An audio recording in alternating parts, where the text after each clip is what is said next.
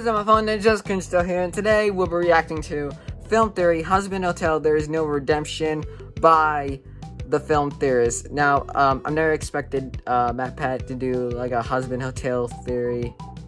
No, it's quite unexpected. So yeah, anyways, without further ado, the original links are in the description below. Make sure you go subscribe to the Film Theorist. Without further ado, let's begin. Hazbin Hotel is just one heck of a show, right? I mean, in one episode, the one episode in existence, you have a killer premise, unbelievable animation, sharp writing, catchy musical numbers, and amazing characters to boot. I mean, in just 30 minutes, the pilot alone has more content than whole seasons of other shows. But before we get into the meat and potatoes of that is true. That is true. Today's theory, I wanted to start things off with a mini theory. Ready for this? In the show, we're introduced to what is currently my favorite character, Alastor the Radio Demon, an all-powerful being which sounds like Funtime Foxy, who we're told just appeared in the underworld one day. Alastor manifested in hell, seemingly overnight. And from there, he just wrecked house, showing power and control in a way that no one ever had. As they describe it in the show, many have speculated what unimaginable force enabled him to rival our world's most ancient and destructive evils. Well, friends, my mini theory is that Alastor the Radio Demon gets his powers from none other than Gravity Falls' own Bill Cipher. Now, let me be perfectly clear on this. I know this isn't true, but the similarities between the two characters are uncanny. I mean, Alastor's microphone is alive. It also has that one-eyed thing going for it, just like everyone's favorite equilateral lad, Bill. Both Bill and Alastor trick you into making deals that you're gonna go on to regret. Both ominously glow when they're making said deals, and the deals of both are seemingly sealed with a handshake. Both are closely associated with mysterious runic symbols that fly in and around them. Both also seem motivated by the same thing, boredom and a large desire to use their powers to create chaos for really no good reason. But all of that's superficial, right? It's all typical deal with the devil business. No, it's the whole radio demon thing that gets me. Alastor's voice in Hazbin Hotel sounds like an old-timey radio, which is cool. It's very creative characterization, but it also just feels random. Too random. They even show an example of the types of radios that he broadcasts on, and they're the type that are pulled straight out of the late 30s and early 40s. Now, why would I care about that? Well, Bill Cipher is most closely associated with one particular song, We'll Meet Again, a love song that was made popular by the singer Vera Lynn. It's a great song, all-time classic. But why I bring it up here is that it was first made famous during World War II, which, wouldn't you know it, just so happened to be during the late 30s and early 40s, the exact time that Alastor's voice is drawn from. The timeline matches up. So could it be that the reason Alastor is so powerful when he first enters the underworld is that he has the powers of Bill Cipher on his side? Probably not. Probably just inspiration the creator of the series got from Gravity Falls. Still, it is my personal Oh my gosh. That's a cool meme theory though. That is a canon for now. But hey, that's just a theory. A film theory. And look, the episode hasn't even started yet. Hello, Internet. Welcome to Film Theory, where we'll meet again. Do know where, do know when. It'll be 1 week from today when we have another upload, hence why you should subscribe in the next 5 seconds. By the way, while you're down there crucifying the subscribe button, leave a comment. Are you a Gravity Falls fan? And if you are, who is your favorite character? Just curious if that whole mini theory at the top of the episode went over everyone's head. It'd be pretty awesome to see Bill show up somewhere else one of these days. Something tells me not a show where one of the main characters is named after a drug. Then again, he did show up in I believe an official Rick and Morty short, didn't he? So stranger things have happened. Anyway, you know what they say, the devil's in the details. That's not the only place he is. WandaVision, get out of this theory. You're done. You are done. We've dedicated enough theories to you. Get out of here. Anyway, today we're going to be looking into a project that a lot of you have been asking me to do for quite some time. Hazbin Hotel. This dark and very adult comedy aired its pilot episode on YouTube back in October of 2019, before eventually being picked up to become a full-run show in August of 2020. So I was kind of holding off until we heard about a release date or more news, but sadly, there's been nothing since. Hopefully we'll find out more soon, because there are all kinds of juicy, weird things going on in this world that I want to go theory sicko mode on, but can't because there's only one episode and 2 short webcomics. I would have just left it alone, but after Hazbin's sister series, heck, of a boss included freaky animatronics, I knew it was my time. Creepy animatronics, not gonna brag, but they're kinda my bat signal. So we'll save the juicy lore mysteries for when there's, you know, a bit more lore in the series to analyze. Instead, what I want to focus on today is the core premise behind he's got the animatronics on this other channel. the show. The main conceit of Hazbin Hotel is that there's limited room in Hades for souls, and the place is currently full to the brim, resulting in an annual purge event they call the Cleanse. We lost so many souls, and it breaks my heart to see my people being slaughtered every year. Our protagonist Charlie, Princess of Heck, hopes that as an alternative to cleansing each year, she can instead run a hotel that rehabilitates wayward souls so they get sent off to the good place, where obviously they'll meet Ted Danson and eat froyo. So, I've been thinking. Was that a Good Place reference? Isn't there a more humane way to hinder overpopulation here in Hell? Perhaps we can create an alternative way to change souls through redemption? And despite the fact that pretty much every character doubts that she can do it, well, gosh darn it, her and her ragtag band are gonna try. And of course, sing plenty of musical numbers along the way. But the question I want to know, what I need to solve as we wait for any news about this series, is what she has to do to make a difference. Like, if her goal is to replace the Cleanse by rehabilitating enough souls to clear out room in Heck, how many souls are we talking about here? How big does this hotel have to be? Just how outlandish are Charlie's plans? Long story short, when the population of Hades is bursting, what is it gonna take to reach an equilibrium? Perfectly balanced, as all things should be. That's right, Anyways, I was about to say, actually, this is, yeah, can't speak. This is gonna be quite interesting, because I kind of want to know. theorists. Today we're pulling a classic reverse Thanos by balancing the population, except this time everyone's already dead. So let's start by outlining this crazy universe. Between the two shows helmed by creator Vivziepop, we've been told a lot about the machinations of this underworld. We learn from the opening song of Hell of a Boss Episode 2 that there are 7 rings in Heck, similar to the layout of Dante's Inferno, -2. And if the 7 rings collapse, although the day could be my last, you will be okay. There might have been 9 at one point, as the 9 circles are referenced in the pilot episode of Hazbin. What in the 9 circles makes you think a single denizen of hell would give 2 about becoming a better person? But since then, apparently it's collapsed back down to 7, with each being named after one of the 7 deadly sins. However, despite there being a bunch of ringed layers Attack on Titan style, only the top ring, the Pride ring, matters for our calculations today. You see, according to this official post on Twitter, quote, dead sinners can only exist on the top ring, Pride. Other rings house native-born demons, and human souls aren't allowed to travel between the rings. Oh, and Canadians are kept elsewhere because of reasons. There's a town for the Canadians in Hell. It's just little Canada. It's the Canadian part of Hell is just called Heck. It's just Don't you love it when lore is made up on the fly during a live stream? Now, as I mentioned earlier, because space in Heck is so limited, each year, exorcists sent from heaven are tasked with wiping out enough souls to make room for next year's sinners. And maybe that'll be fodder for a new theory after we get some more episodes. Wait!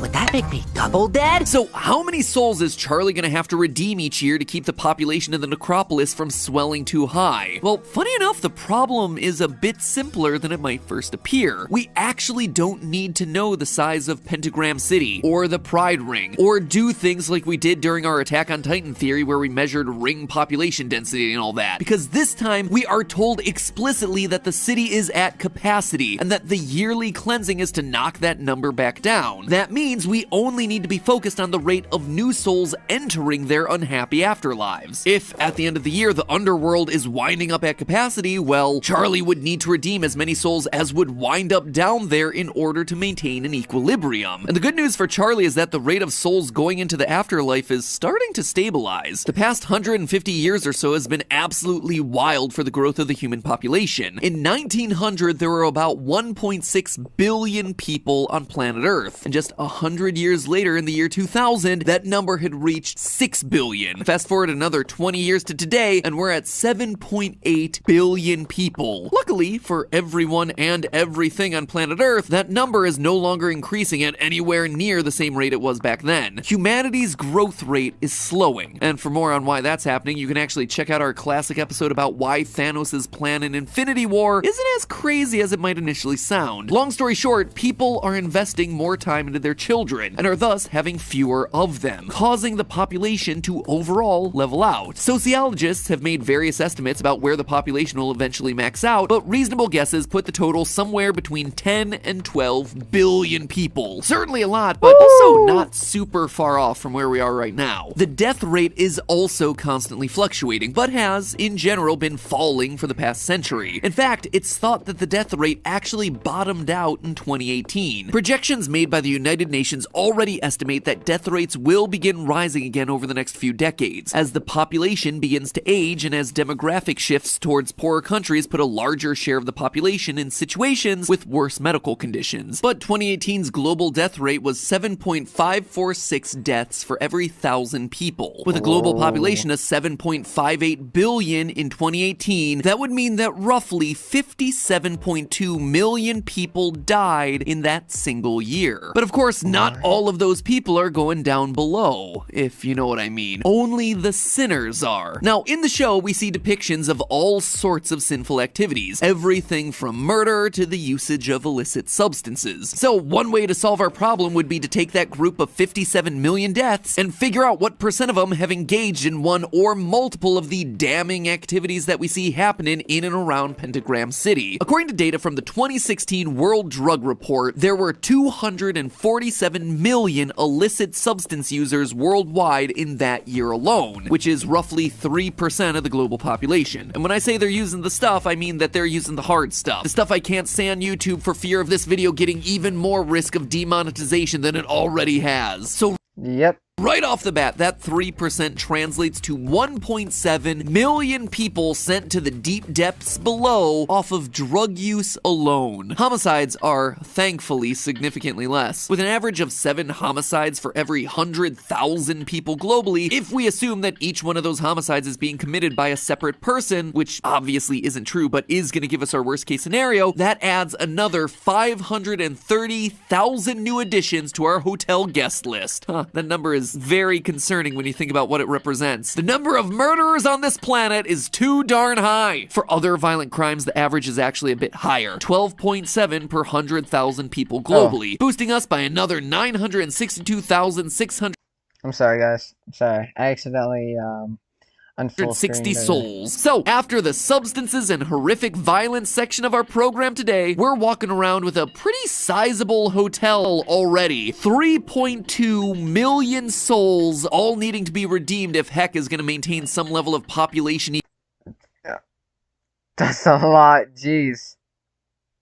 Gonna have a lot of work, Equilibrium. Charlie. Eat your heart out, Paris Hilton. Princess Charlie has got your hotel chain beasted. See, that joke's relevant because Paris Hilton is super famous for being rich and having a bunch of hotel barons in her family. But the joke isn't all that far off from reality. As of last year, Marriott Hotels is the world's #1 hotel chain, with nearly 1.4 million rooms available for their guests worldwide. Charlie's Happy Hotel already needs more than double that amount, and we are still not done counting sins, my friends, because it's this last one where the numbers really start to skyrocket. Infidelity, cheating in relationships. Now, while I'm not promoting religion here or anything, and we all know that different religions can have some major differences, one thing that they all tend to agree on is that you're not supposed to be, you know, coveting your neighbor's wife and all that. But despite those warnings, humanity certainly seems to be doing a lot of coveting these days. According to an exhaustive review of research That'd be true. Done on committed relationships published back in 2005, 40% of unmarried relationships and 25% of marriages see at least one incident of infidelity. Another survey roughly backs this up. 20% of men and 13% of women admit to having a fling with someone other than their spouse while married. So I'm gonna split the difference here and say that, I don't know, roughly 30% of people are skis-balls who have cheated at some point in their life. Y'all suck. As some someone who was cheated on in the past, I hope the radio demon eats your heads off. And it looks like he's gonna have plenty to feast on because that suddenly jumps us up by, get this, another 17.3 million sinners, sending our grand total to 20.5 million new sinner denizens of Pentagram City waiting to get purged each and every year, requiring the single biggest rehabilitation initiative you could ever need. Might want to consider getting more help for that front desk there, Charlie. Now, obviously, a lot of these people might be overlapping in their sins, right? Not all of these are mutually exclusive to each other. So maybe I'm going about this all wrong. Maybe this isn't about me judging other people based on their sin totals. Maybe the difference between heaven and heck is like those stupid reviews that you have to do at your job. A self-review. Assess yourself for how well you're doing at your job. I mean, why is this a thing? Like, this drove me nuts when I was working in an office environment. And even today, working on YouTube. Yes, thank you, I'm doing fantastic. Look, today alone, I dredged up stats about infidelity and illegal usage of mind-altering substances. I am crushing it. How was your day? But seriously, guys, some of you missed the memo about always giving yourself a good review, because when people were asked to self-report about whether they would go to heaven or to the other place, 10% of people said that they were definitely going to the bad place. No ifs, ands, or buts about it. Another 42% said that they weren't sure. And if they're not sure, well, pretty sure St. Peter at the pearly gates ain't gonna be giving you the benefit of the doubt. By those numbers, that 20.5 million souls was an understatement. Now we're talking closer to the range of 30 million. Hold on though, what about friends rating their friends? Well, when asked, 72% Americans who believe in heaven rate their chances of going to heaven to be good or excellent. All right, doing a little bit better on that one, America. But they also turned around and said that 1 in 4 of their friends would absolutely go to H-double hockey sticks. Way to throw your friends under the bus there, guys. Wow. In short, any way you're calculating this, there is no way that Charlie's Hotel accomplishes its true mission in under 14 million souls. Oh sure, she can save a few wayward souls here and a few demons there, but if she's truly looking to break even, 14 million is the minimal calculation based on all the different methods that we just tried. And there's someone else working against her in this whole process too. The real twist hiding at the end of both of these shows is that the Immediate Murder Patrol, IMP,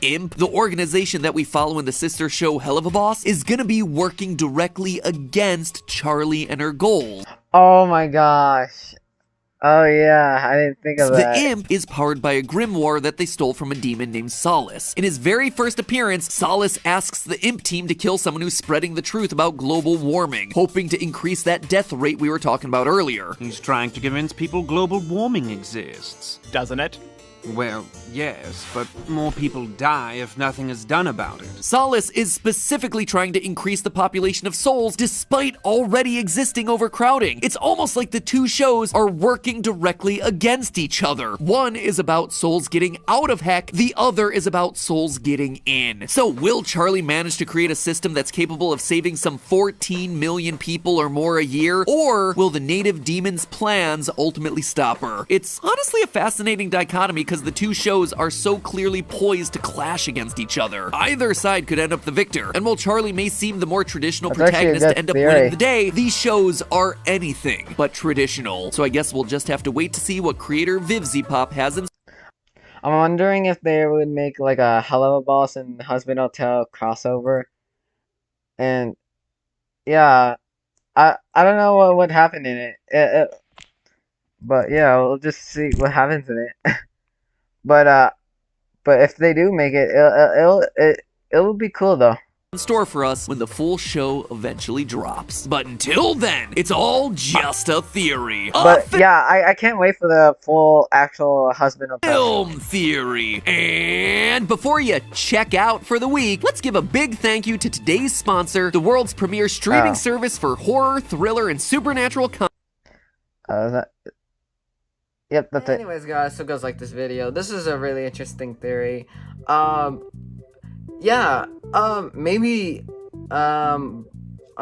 the IMP and the Hazbin Hotel gang are working against each other. Maybe.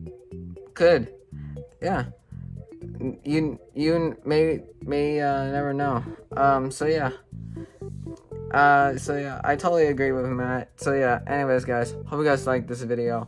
If you did, leave a like, comment down below. What do you guys want me to react to next? Subscribe to the channel, hit the notification bell, and I'll see you ninjas later. Peace out, guys.